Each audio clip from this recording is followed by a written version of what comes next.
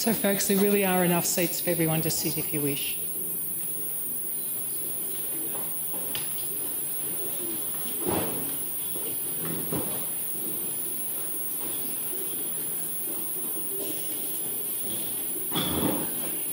So folks, there really are enough seats for everyone to sit if you wish.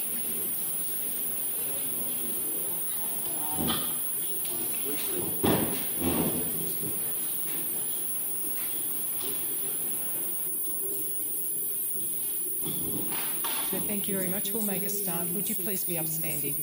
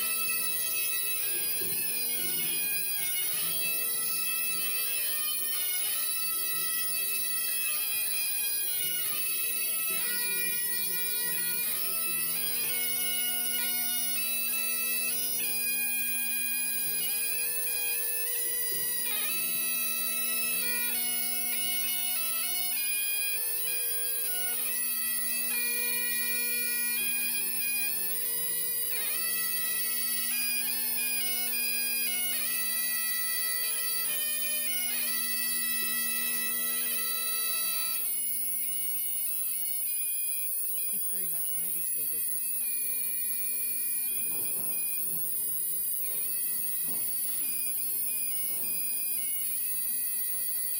Good afternoon to you all. We've gathered today to honour the memory and give thanks for the life of Margaret Ann Tree. We've gathered to celebrate her long life. My name is Wendy Rutchins, and in my capacity as a civil celebrant and a dear friend of Maggie and her family, I'm very honoured to be leading the proceedings today. The family would like to invite you to share refreshments with them here following a short service at the cemetery, where we'll lay Maggie to rest. Otherwise, you're very welcome to wait for the family here. There'll be an opportunity later to come forward in the service to share a few words, and I encourage you to think about taking that opportunity, as the family would very much appreciate it. Apologies have been received from Lou Metcalf, Jude Savage, the Malloy family, Peter and Annette Hagan, Sharon and Kerry, the Wheelers, the Stoddarts and McEwen families. And from Glasgow, there are apologies from Colette, Graham and Gavin, the Falconer family and Winnie Hamilton. We're sorry they can't be here today, but we're very grateful that they can be part of this service via the live streaming opportunity. Many thanks to Brian Doherty for providing this opportunity. Brian has been a wonderful friend to David over the years, and his support today is very much appreciated. As we reflect on Maggie's life today, we can use the words of Ralph Waldo Emerson, adapted from That Woman is a Success, when he says, "That woman is a success that has lived well, laughed often, and loved much, who has gained the respect of intelligent men and women and the love of children, who has filled her niche and accomplished her tasks, who leaves the world a better place than she found it, who has never lacked the appreciation of earth's beauty, who looked for the best in others and gave the best she had." Emerson's words sum up Maggie to a T.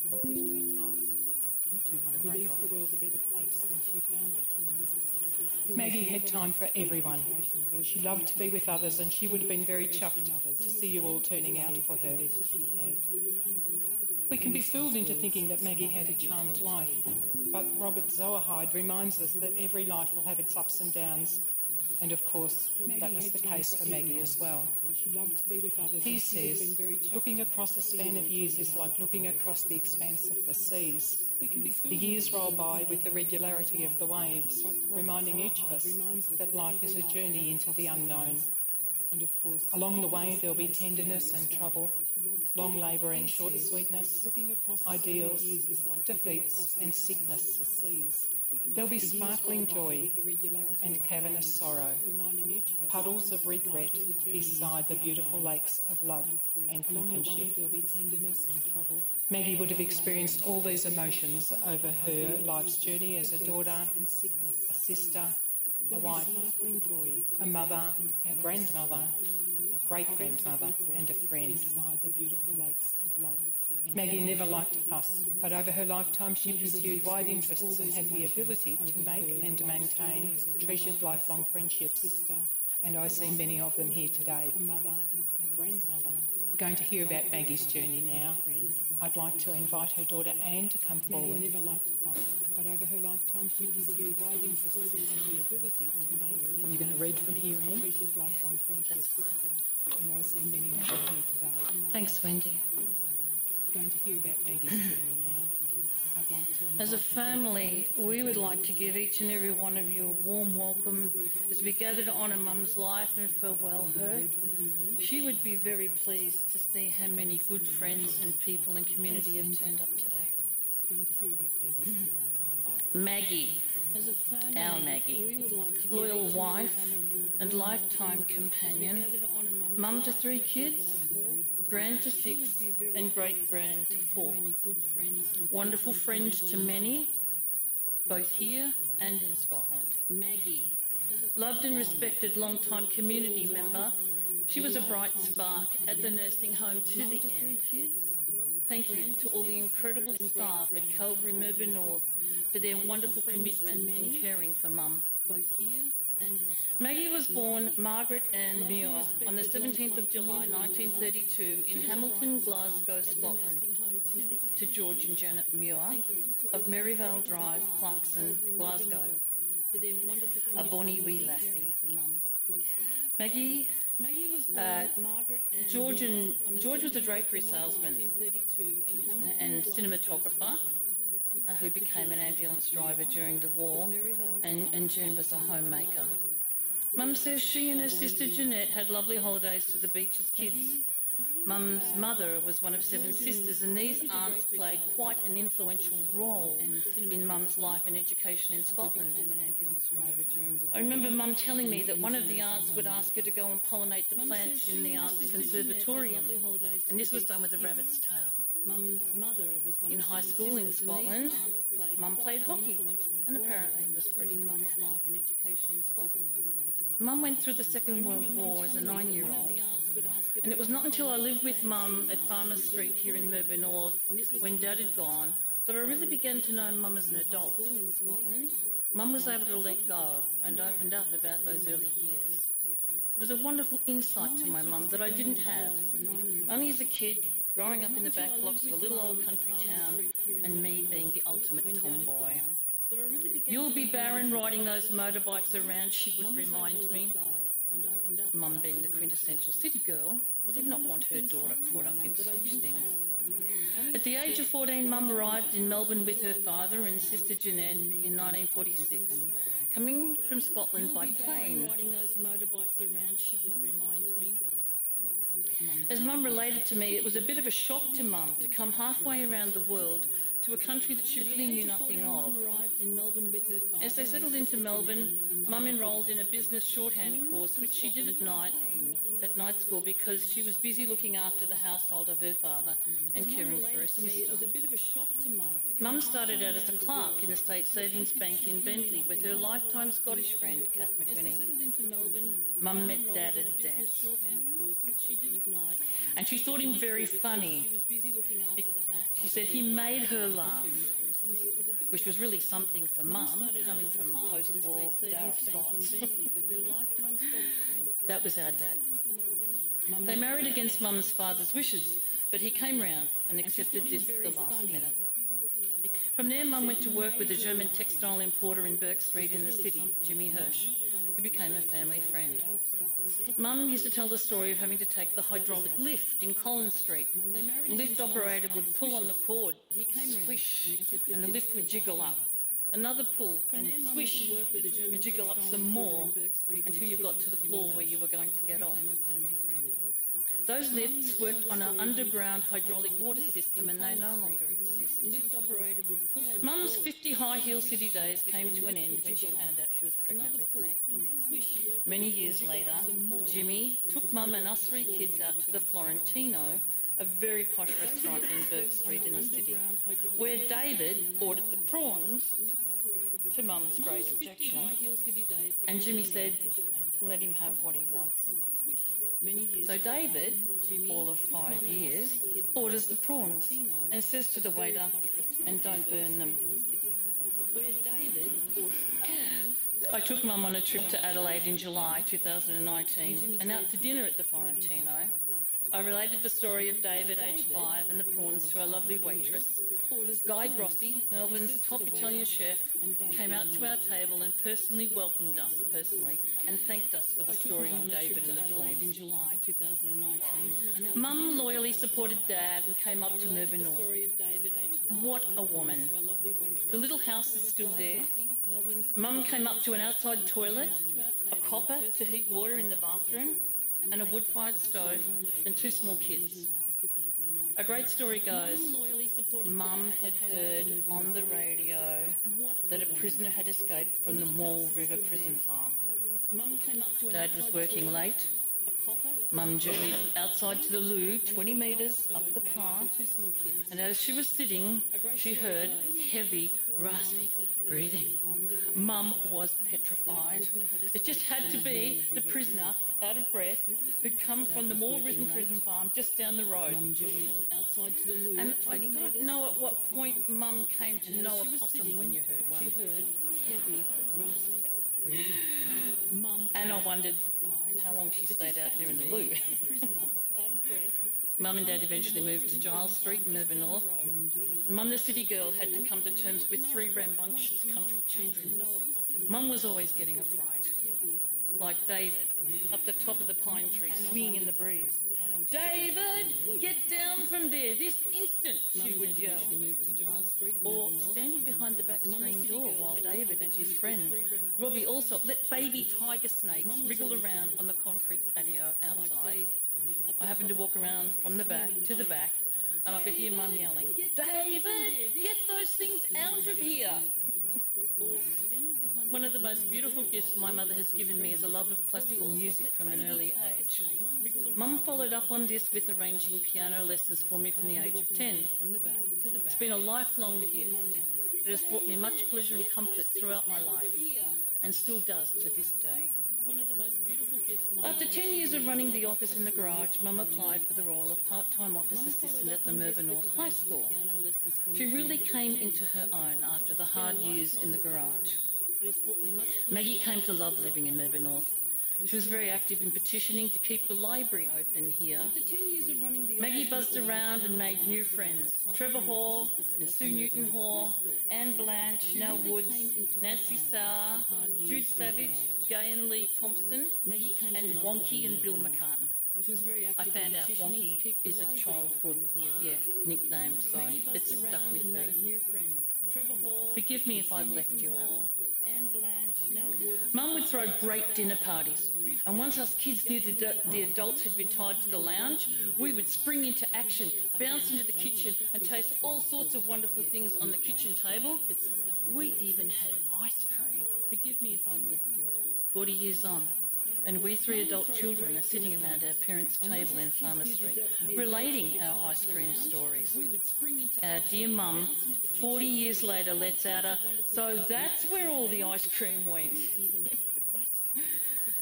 Maggie's family grew, with 2 lovely daughters-in-law, Vicky and Joanne, and along came some grandkids. Mum's been a wonderful support to all her grandkids, Samara, Josh, Cheyenne, Kaylin, Luke and Daniel. A small Daniel, Maggie's family grew, spent a lot of time with Mum. And she would ask him, "What do you want for tea, Dan?" And it would always be the same, Wheat Bix. So we called Dan the Wheat Bix Kid. Mum and Dad, upon retirement, started their travels of Australia with a car and caravan, and then Mum and Dad upgraded to a fully decked out Toyota Coaster and headed north every winter for nearly 10 years. Mum and Dad would always come home with some wonderful stories of places they'd visited and things they'd found. Dad praised Mum as a wonderful housekeeper. They were a team. As a family, we became aware that Dad had deteriorated, and soon he had the diagnosis of Alzheimer's. Mum was very devoted to caring for Dad and vowed he would not go into a nursing home. Mum cared for Dad for 4 years, until he passed away in their family home peacefully, surrounded by his family in September 2013. This goes to show the wonderful, loving, caring qualities of our Maggie. Mum bravely soldiered on, but it just wasn't the same without Dad. Soon Mum had 4 great grandkids. She loved to read and interact with all of them, and they loved her very much. Great-grandsons Blaze and Darcy are here today with Mum Samara and Dad Bo to share in the farewell to Granny Maggie. Yes, Maggie dearest, there will be a hole for quite a while as we adjust to a new day without you. Rest well, Mum. We will miss you dearly.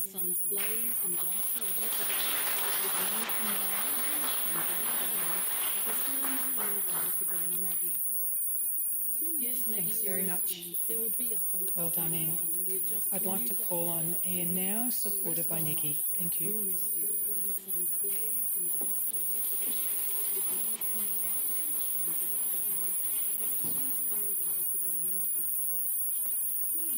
Hello everybody, I am Auntie Maggie's great niece and she was extremely important part of my life. So this eulogy is on behalf of Ian. Mum, in the days of your passing, it's given me time to reflect on our life together. I drift back to the early days in town in Giles Street. What a life we had. So busy running and maintaining a home and raising 3 kids, running a busy service station that you used to say was the worst 10 years of your life. As a child in those years growing up, as hard as it was for you and Dad, us kids always seemed to have a good time and lots of fun. The friends, lifelong old-time friends like the Middletons, the Monks, the Malloys, the Wheelers, the Haywoods, Judy's parents, Ivan and Biddy, always spoken and remembered with so much love and affection. The parties that you used to have with all the local friends that you made while working in that service station and being new to town is a reflection of how loved you and Dad became. You and Dad were great role models to the youth and the hoons with their cars and motorbikes. Then we moved out to Pines Road. The fun continued and so did the parties. I've spoken to some of those people who attended these parties and they still talk of you and Dad and the great times at Pines Road. One local lady I spoke to recently remembers being there as a babe in arms. The Edneys, the Pines Road days also saw you and Dad retire and purchase your beloved Toyota Coaster, and geez, the places you went together and the things that you saw and the adventures you had in that thing until it was clubbed out. Lots of times you and Dad spent with our beloved rallies in Queensland. My mum Andrea and my dad Brian, my sister and I. Speaking with Andy and myself the other night, Ian was reminiscing about how my sister and I would look so forward to them coming up to our house in Peachy Road. We used to get so excited every time they arrived. Speaking with Andy and then move on and camp up the coast at Mum and Dad's property at Burham Heads. They loved it and had some amazing memories. Great and memorable times had there, and of course we would all hear about it when the Mirboo North weather warmed up and both of them returned home. Another great memory was when Mum and Dad and Auntie Jan were planning a trip to the UK. Mum asked if I would tag along as I was single at the time. At first I couldn't think of anything worse than going away with Mum and Dad and, dare I say, my auntie on an overseas holiday. Anyway, after some discussion, I decided to go. I looked back on that time as one of the best times of my life. We got to see so much. I drove and Mum was navigator. What a team. The highlight was I got to see my grandma, who was in a nursing home in Scotland there. The other highlight was a cute little redhead carer who looked after Gran Colette Ford. Wow. After a hot day and a night out together, I tried to convince her to come home in my hand luggage, but to no avail. Colette was so good to my Gran and so loved by Gran, Mum and Dad and myself. We still keep in contact and have a great time when she came out to Australia a few years ago. After returning from Scotland is when I settled down, got married and had my 3 beautiful children, Kaylin, Luke and Dan, who you adored so much and you were the best Gran too. You helped out so much babysitting while we worked and you treasured the time she spent with them. You were thrilled to become a great grandma to Harper and Macy and always asked after them when I came to visit. Moving on to the later years of your life, as much as I hated the nursing home, it was your home. The nursing staff there did such a great job looking after you. Every time I rang to organise taking you out, Emily Everson was always there. I'm forever grateful and forever in your debt, Emily. Nothing was a problem for you. Thank you. There is one last thing you have to do for me, Em, and that is please forgive Maggie for trying to set you and I up. Even though I'm old enough to be your father, maybe even your grandfather, it didn't stop Mum from trying. Taking Mum out for the day was an exercise. Coffee down the street, followed by the op shop. I would steady her, making sure she didn't fall while picking books out of the shelves. She'd get a stack of about 10 books, and when she'd finished looking, she'd look at the pile of books on her walker and say, "Oh, that's too many. Put some back. It'll cost a lot of money." I'd tell her, "It's okay, they're on special this week," and off we'd go. Her memory was good right to the end, with friends like mine, Tammy Fawkes calling in, is it Folks, and calling in, and Jamie Beck, who she hadn't seen in years, George Ferguson, she remembered them all, school friends from primary school days, Mum. During our life together, but especially at the end, you would tell me how much you loved me and how you appreciated me coming to take you out.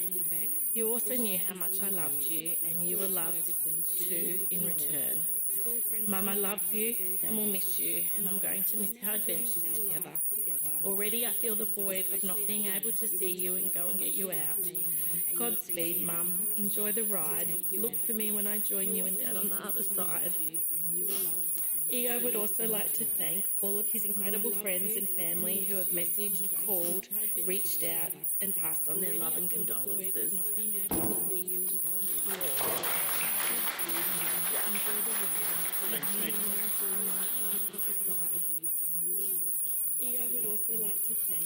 Thanks, Nikki. Thanks, Ian. Now, David, can I ask you to come forward?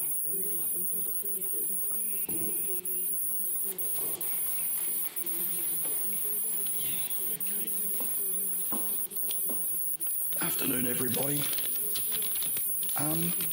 Just something that I'd love you all to do is, my mother always greeted everybody, as most everybody here, so would you like to turn to the person that's beside you and just greet them and just say hello? And thank you. Afternoon, everybody. Just something that I'd love you all to do is, my mother always greeted everybody. Thanks for doing that, Mum. I'm not going to go into a long-winded account of our mother. Most of you know that I'm not one for talking too much.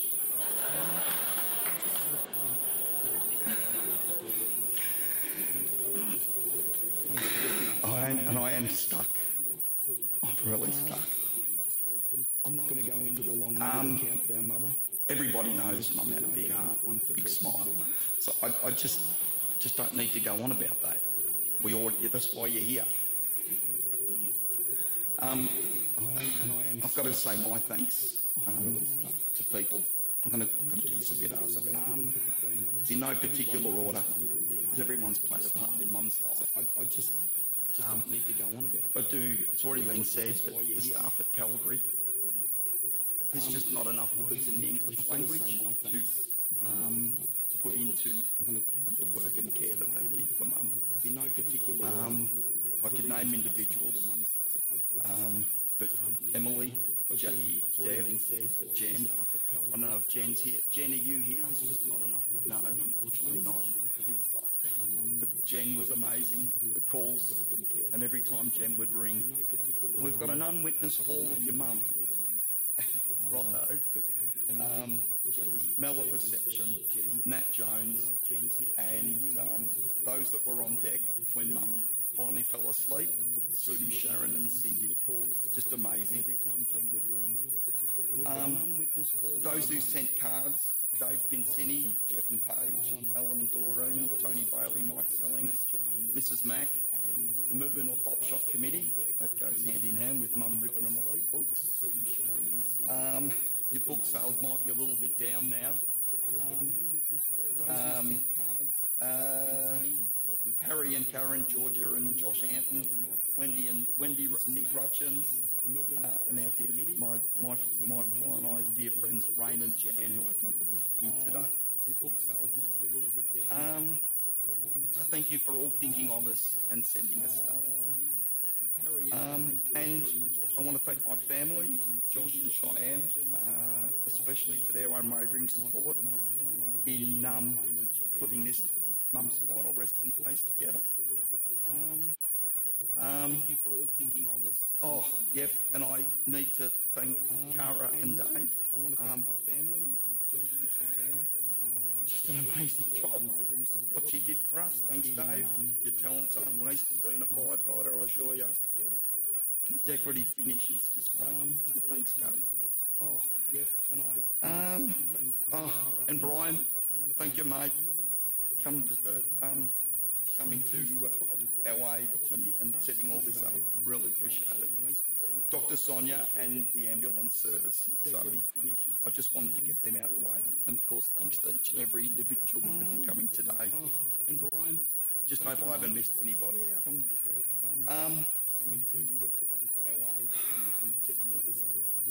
So it got mentioned briefly, and I think one of my early memories of Mum, I don't know how I did it. See, Mark Shimmy's here today. I don't know how in the heck I brought home snakes without getting bit. I don't know, and I can get Mum still sitting me down. There was a 10-year-old boy, so it's gone back 50 years ago.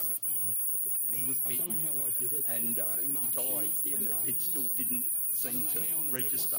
It was just that passion that I had to go out and do that. When I was 18 and I'd come home, you'd always, out of Pines Road, you'd come home and Mum's bedroom light was always on. And the moment you drove down the drive, the light would go off. She just wanted to know you were home, and I had to go out and do that. When I was 18 and I'd come home, Mum rarely got mad. One of the only things that comes to mind was Mum was having one of her dinner parties, right? And I can't quite remember who was. I've got a feeling it might have been the minister of the Anglican Church might have been there, and there was a few people. And I'd been raising this wallaby. I was 14. And it lived inside, and the wallaby, for some unknown reason, this night just decided to jump through the house, onto the chair and across the table, and then off the other side. And Mum just, I think that's about the maddest I've ever seen my mum get.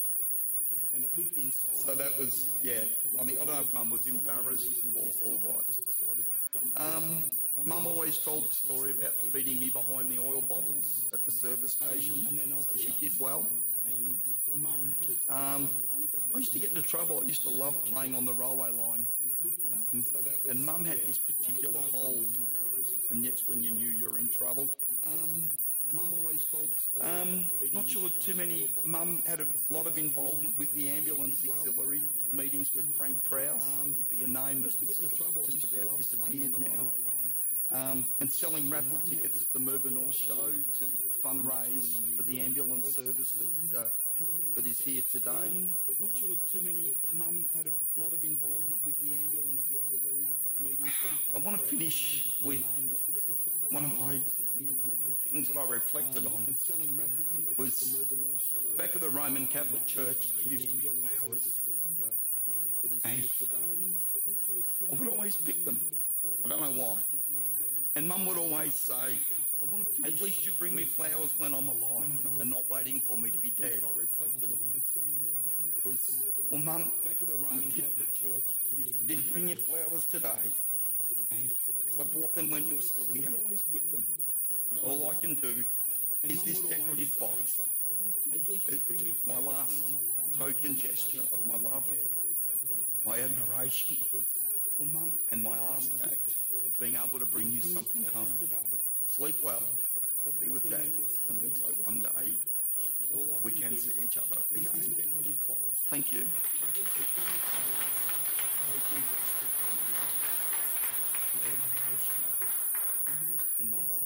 Well done. And Samara, would you like to come forward now?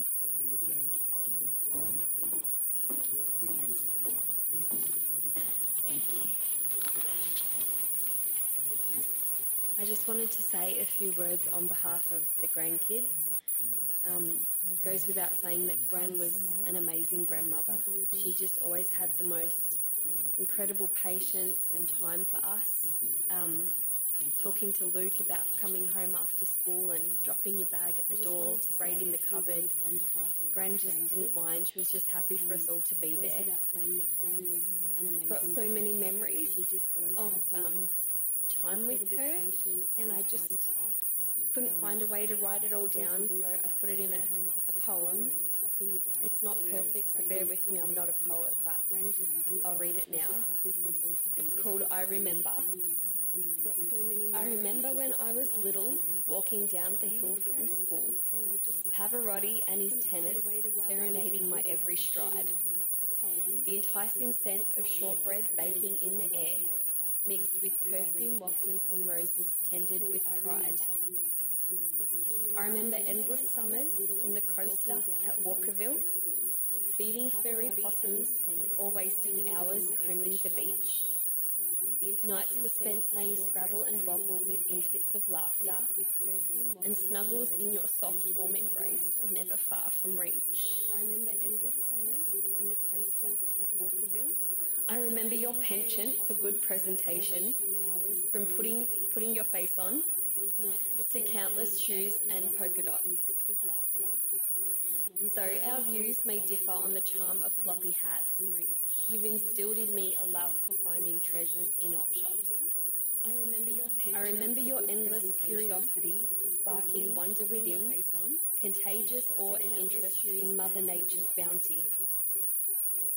Brilliant days, dancing prisms of colour bouncing from sun's rays, or waking in the dark to sit beside you beneath our galaxy. I remember witnessing your love for Pa, a true soulmate, an example of steadfast love and patience toward each other. 60 years side by side, sharing adventures, adversity, adoration. How comforting to know you are now both together. I remember an ever-revolving door of friends from near and far. Kettle on, no person was ever turned away. Fancy Friday night roast chicken dinners with uncles, aunts and cousins. The steady buzz of chatter, laughter, our family heyday. I remember how dearly you loved my 3 precious boys, snatching cuddles and life updates voraciously at every visit. You inspired them with your zest for life, sending gifts of knowledge in cut-out newspaper snippets. I remember the way you loved my 3 precious boys, your glowing inner beauty, radiated out through the smile on your face, showing me time and time again how kindness and love will forever shine bright in even the darkest place. I remember the exact way you would ask if I was okay, with genuine care to know just what was on my mind, listening keenly as I laugh or cry, and sharing words that would strengthen my spirit and leave doubts behind. I remember how you taught me to always trust myself in success and sorrow, to stand upon my own 2 feet, to know my inner worth and firmly hold it fast, and never base my values on views of people I may meet.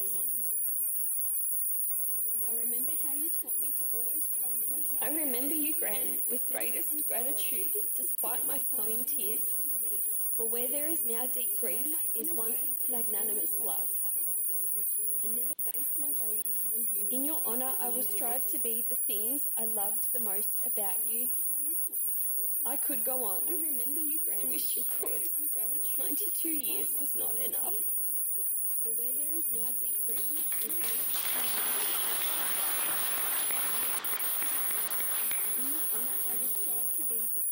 Thanks so much, Samara. Well done.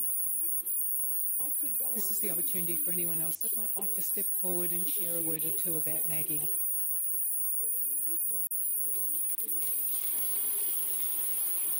Please come forward. Thanks so much, Samara. Well done. This is the opportunity for anyone else that might like to step forward and share a word or two about Maggie. Hi everyone, I'm Dan, Maggie's grandson, and Please come forward. I wanted to write some words, but they just couldn't come to me. And I just need to speak from the heart today. There's no love that could ever compare to my love for Grandma. I'm Dan, And Maggie's grandson, and I've lost my soulmate, I think. and wanted to write some words, but they just couldn't come. From the first moment I laid in her arms, there was just an unbreakable bond. And I feel like I've lost a big chunk of my heart losing Grandma. And I've lost my soulmate. For all of my life and life yet to live, I'll always have her iconic "Hello, dear" follow me for the rest of my life. I remember in grade 3, I think it was International Day at school or something like that. She sent me to school in a kilt with a tin of shortbread. Hello, dear. Follow me for the rest of my life. I'll always miss you, Grandma, but say hello to Grandpa for us, and it's not goodbye, but until I see you again. Thank you.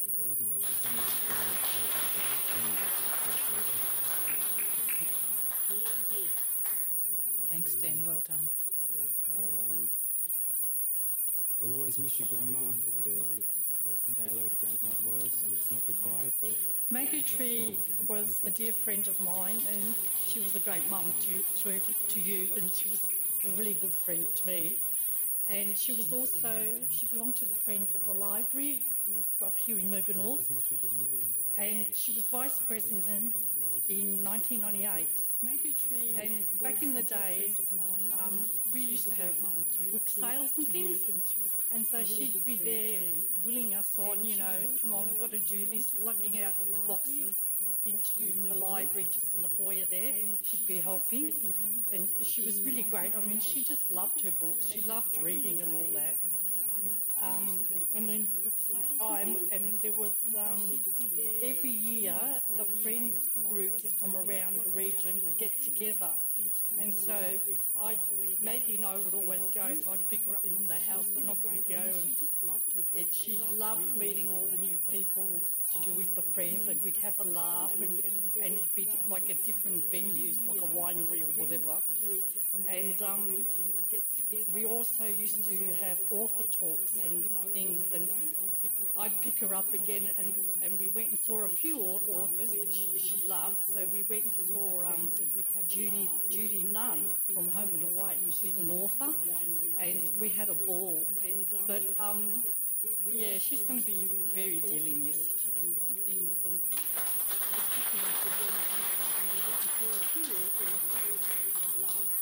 Thank you very much. All those people that enjoy the library in Mirboo North, she's left a legacy for you. Is there anyone else who would like to step forward? Yeah, she's going to be very dearly missed.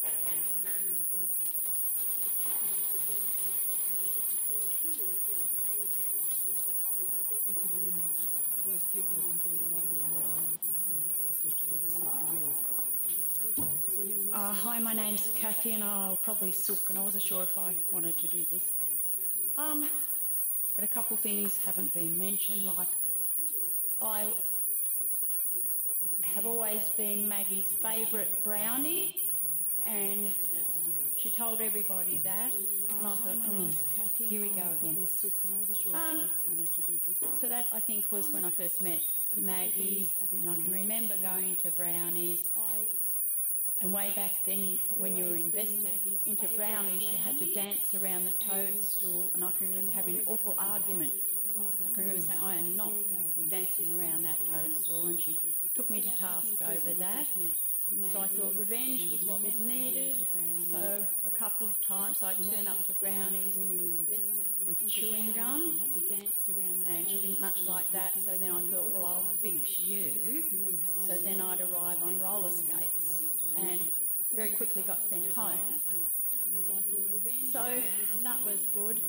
And then I can remember at high school when Maggie was the nice lady in the office. There was one particular day where a group of us, I think there was about 5 or 6 of us, Joanne included, we decided we didn't want to go to class, so let's all hide in the sick bay. And there was a lot of noise coming from the sick bay, and Maggie was sent down to deal with it. And we heard the door opening, and we all tried to hide. Some under the bed, one in the cupboard, one behind the door. Maggie just stood there with this look on her face, and she said, "You don't look very ill to me." who's going to go back to class? And of course, we're all terribly, terribly sick. And she said, well, who's going to sit outside the principal's office? And in the end, that was me, just for a very short time. Then we all went back into the sick bay and wouldn't come out. And several years later, Maggie reminded me of that, and she said, but I do forgive you, dear. So that was really nice, and over the years we've had a lot of fun times with Maggie. She's very supportive of my daughter Kelly, and we'd have, Kelly would make a special birthday cake for Maggie, and we'd have a nice dinner, and there'd be afternoon teas. But it used to bug me. I'd get out my good Queen Anne crockery, but she'd always turn it over to see if it was good or not and what it might be worth. And she did that if we took her out to somewhere nice as well. I'd turn and pretend I didn't know her. I saw her a lot when she went into the nursing home. I'd go up and I'd always say, the new idea in Women's Day, I'd take up a whole pile, and she'd ask if she'd have to pay for them, and I'd say, no, Maggie, but when you finish with them, you must share them. She went through a stage where she was just going to stockpile them for herself, so no, share them around. So that was all right. She was very supportive when I got my first guide dog, and they had a big presentation down in Melbourne, like a graduation for those who had their dogs, and I nearly died of embarrassment because we looked around and all the seats had people's names and so forth on, and here's Maggie picking up all the paper, and she said, you mustn't waste paper, you never know, I can use this to write on. And I thought, oh, Maggie. And I will miss at Christmas time because she'd come and we'd have a special afternoon, and she'd be so careful unwrapping the paper. I'd say, Maggie, and she'd say, you've got to save the paper. So it got that way, I'd help her rip it open, I'd scrunch it all up and throw it on the floor, and she'd be horrified, absolutely horrified with that, because that was very wasteful. But we're going to miss her a lot. And she was a good friend. And we have lots of memories. And I'll always, always love you, Maggie Tree.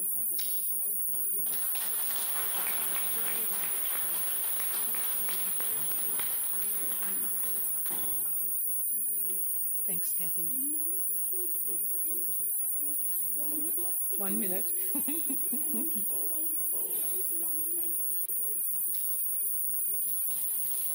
You may have to.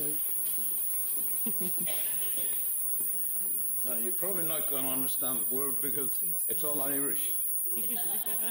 There's no Scottish in there. I'd like to just reflect on the very first time I met Maggie. Most embarrassing. I couldn't believe a woman of her age, given what she said, I thought, this can't be happening. This woman doesn't look to be the type to say what she said. Now, Anne and I live opposite each other in Gather, and do somewhat right. I got the invite to come across for dinner one night, and Anne had brought her mum, who I didn't know, never met. So I got all tizzied up, went across, Maggie's sitting there, and I happened to just walk past her, and her comments were, God, Ken, you've got gorgeous legs. I beamed, I was so embarrassed. I didn't know where to put my fist.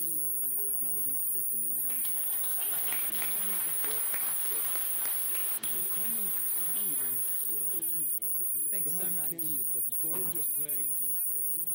Now we might break and enjoy a photo presentation. Thank you. I didn't know where to put my fist.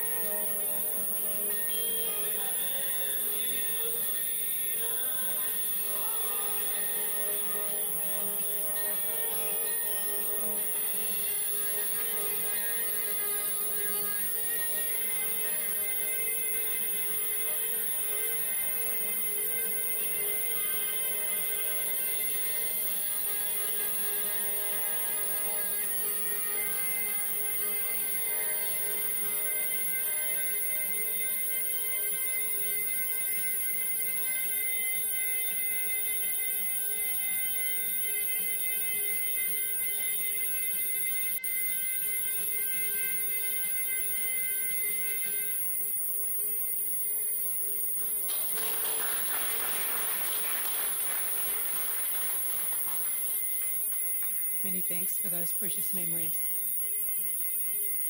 Family have asked me to express a huge thank you beyond words to Dr. Sonia and to the staff at Calvary Aged Care. You have all been outstanding. Thank you so much. I'd like to close this service with a reading. Maggie had scribbled these words on the back of an envelope. I hope they provide you some comfort. Thank you beyond words. When tomorrow starts without me and I'm not there to see, if the sun should rise and find your eyes are filled with tears for me, I wish so much you wouldn't cry the way you did today, while thinking of the many things we didn't get to say. I know how much you loved me, as much as I loved you, and each time you think of me, I know you'll miss me too. But when tomorrow starts without me, please try to understand. My time, it came. I heard my name spoken softly in the sand. When tomorrow starts without me, don't think we're far apart. For every time you think of me, I'm right there in your heart. Thank you very much. We're going to proceed to the cemetery now, so please feel free to accompany us or to wait here for the family to return. Could I call on the pallbearers, please?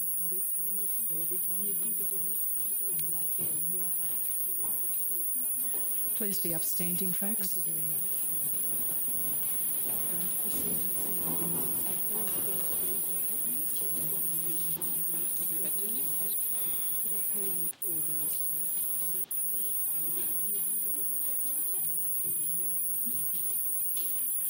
Please be upstanding, folks.